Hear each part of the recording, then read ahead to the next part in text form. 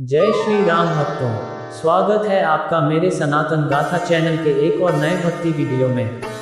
तो आए सुने, मैं अब श्री रघुनाथ जी के चरण कमलों को हृदय में धारण कर और उनका प्रसाद पाकर दोनों श्रेष्ठ मुनियों के मिलन का सुंदर संवाद वर्णन करता हूँ। भरद्वाज मुनि प्रयाग में बसते हैं। उनका श्री राम जी के चरणों में अत्यंत प्रेम है। वे तपस्वी, निगृहित चित्त, जितेंद्रिय, दया के निधान और परमार्थ के मार्ग में बड़े ही चतुर हैं। माघ में जब सूर्य मकर राशि पर जाते हैं, तब सब लोग तीर्थराज प्रयाग को आते हैं। देवता, दैत्य, किन्नर और मनुष्यों के समूह सब आदरपूर्वक त्रिवेणी में स्नान करते हैं। श्री वेणी माधव जी के चरण कमलों को पूजते हैं और अक्षयवट का स्पर्श कर उनके शरीर पुलकित होते हैं। भरद्वाज जी का आश्रम बहुत ही पवित्र, परम रमणीय और श्रेष्ठ मुनियों के मन को भाने वाला है। तीर्थराज प्रयाग में जो स्नान करने जाते हैं, उन ऋषि मुनियों का समाज वहां भरद्वाज के आश्रम में जुटता है। प्रातःकाल सब उत्साह पूर्वक स्नान करते हैं और फिर परस्पर भगवान के गुणों की कथाएं कहते हैं। ब्राह्मण का निरूपण, धर्म का विधान और तत्वों के विभाग का वर्णन करते हैं तथा ज्ञान वैराग्य से युक्त भगवान की भक्ति का कथन करते हैं। इसी प्रकार माघ के महीने भर स्नान करते हैं और फिर सब अपने अपने आश्रमों को चले जाते हैं। हर साल वहाँ इसी तरह बड़ा आनंद होता है। मकर में स्नान करके मुनिगण चले जाते हैं। एक बार पूरे मकर भर स्नान करके सब मुनीश्वर अपने अपने आश्रमों को लौट गए। परम ज्ञानी याज्ञवल्क्य मुनि को चरण पकड़कर भरद्वाज जी ने रख लिया। आदर पूर्वक उनके चरण कमल धोए और बड़े ही पवित्र आसन पर उन्हें बैठाया।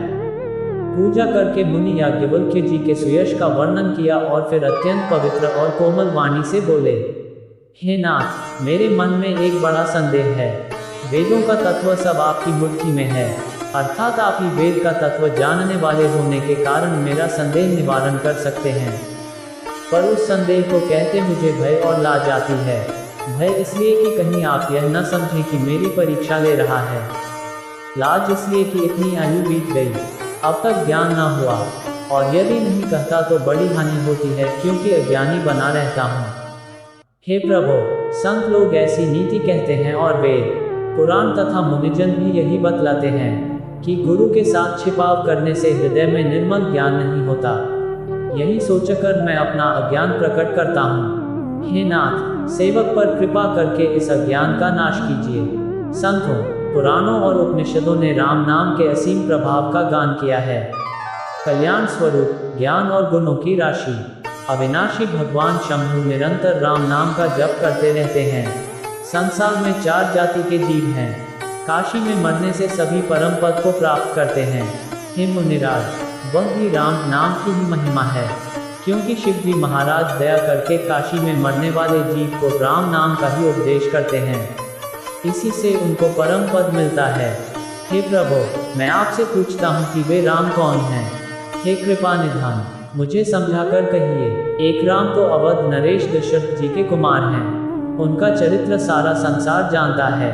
उन्होंने स्त्री के विरह में अपार दुख उठाया और क्रोध आने पर युद्ध में रावण को मार डाला। हे प्रभु, वही राम हैं या और कोई दूसरे हैं, जिनको शिव जी जपते हैं?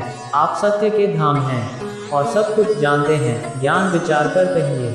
हे नाथ, जिस प्रकार से मेरा ये भारी भ्रम मिट जाए, आप वही कथा विस्तार पूर्वक कहिए। इस पर याज्ञवल्क्य जी मुस्कुराकर बोले, श्री रघुनाथ जी की प्रभुता को तुम जानते हो।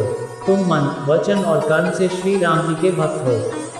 तुम्हारी चतुराई को मैं जान गया। तुम श्री राम जी के रहस्यमय गुणों को सुनना चाहते हो, इसी से तुमने ऐसा प्रश्न किया है मानो बड़े ही मूढ़ हो। हे तात, तुम आदरपूर्वक मन लगाकर सुनो।